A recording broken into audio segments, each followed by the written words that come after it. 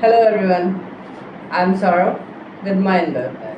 We are going to discuss about pervasive topic of corruption. So let's start with the cause. What's the cause of corruption? So according to me, corruption is like using power or position for personal gain.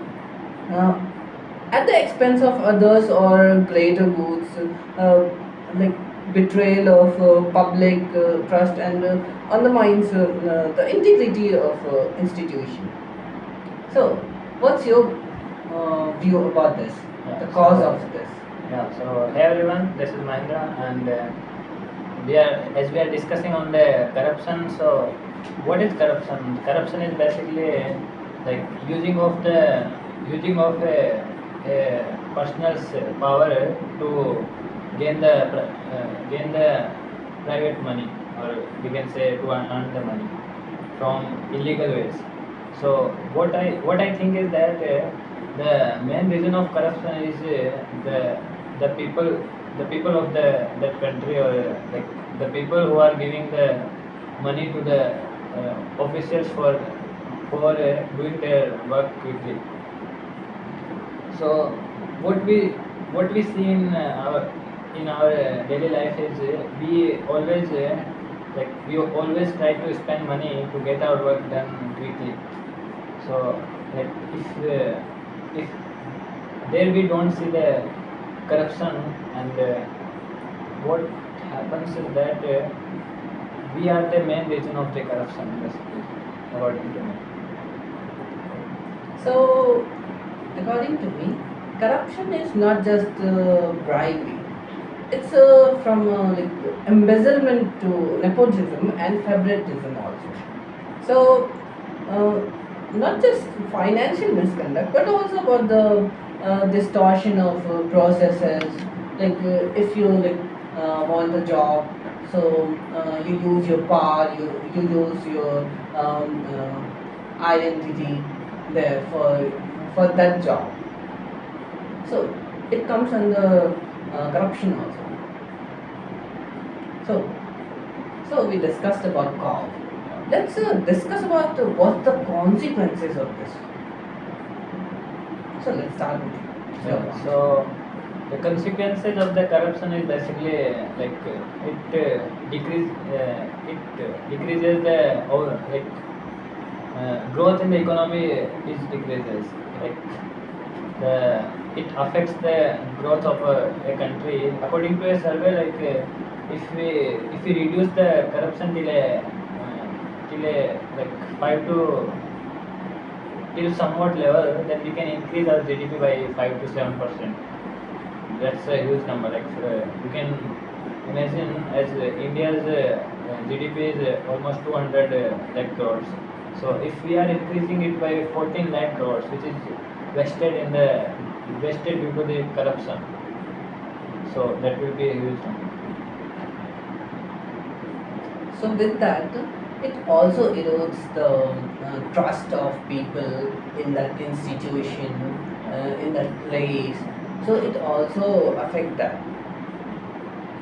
And with that also it generate inequality between the people having position power to the normal people. The people having power and position, they use their power to get that thing. So so let's discuss about the um, cause. We discussed about Whatever. cause and consequences. So let's discuss about Yeah, in one point, see, I want to give example for corruption. Like what corruption do is that it decreases the national wealth of a country. yeah. What it is, if I give you example, in when this electronic spectrum technology was coming into India, it is I'm talking about nearly 2000. So what happens is that at that time the information minister was there, he sold the like, initially it came as 2G spectrum. uh, so what he did that he sold all the like spectrum contracts at a very lower cost, due to which the Indian government used its 25 billion dollar rupees due to that. So basically, the corruption decreases the national wealth of the country. Okay, so political interference is one thing for this one. So I got your point. I got your point. Next, So after this, we can discuss about how we can combat with this corruption. So what's your view?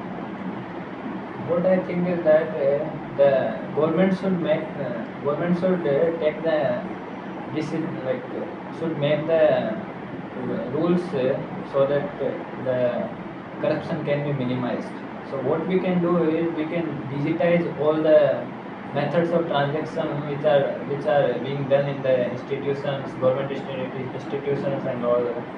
So what it will do is it will cause the transparency between the transactions that are being done, and the process that the institutions or individuals are following to charge the money and etc.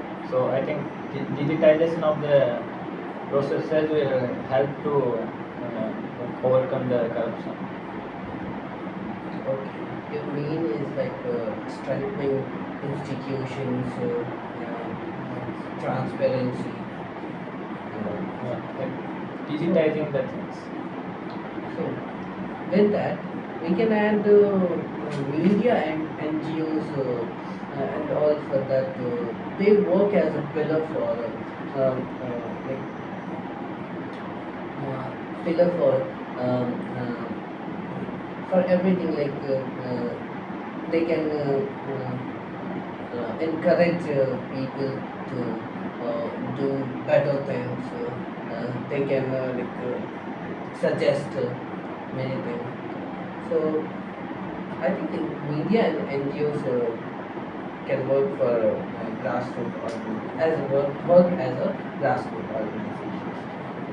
So I want to add a point on the Indian political system.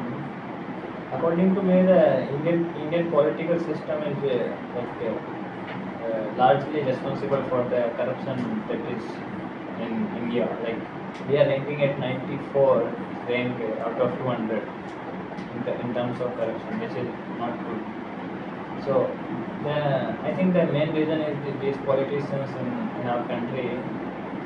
What they do is like if we see the thousands of crores of the Indian GDP, or you can say wealth of our country, is going into the bank accounts of the MLAs and all. Yeah. What the reason is that what they are talking about, that they are saying that the people who got a job in the government sector after 2004, they won't be getting any pension. And for them, what they are doing is that if a people who became MLA or MP one time, he will get the pension to his whole life. That's not fair. Like the government servant who is working like nearly 40 years of his life for the government, he is not getting the pension, and the person who is serving serving the nation, only serving the nation or a state for only 5 years, he is getting the pension for his whole life. That's not a good thing. And one thing I want to add is that did you heard the name of Mahi&Saurya? What they do is they provide the yeah, to the people of like poor people. So what happens is that the money that is that like the wages that comes from the Indian government for the people is nearly 400. But when it reaches to that particular individual who is working, it becomes nearly 180. So where 220, where it went? it lost. The intermediates took this much of money. So the ultimately loss is to the individuals also. So what it due to this, the people who are richer are being richer, and the people who are poorer are being more poor.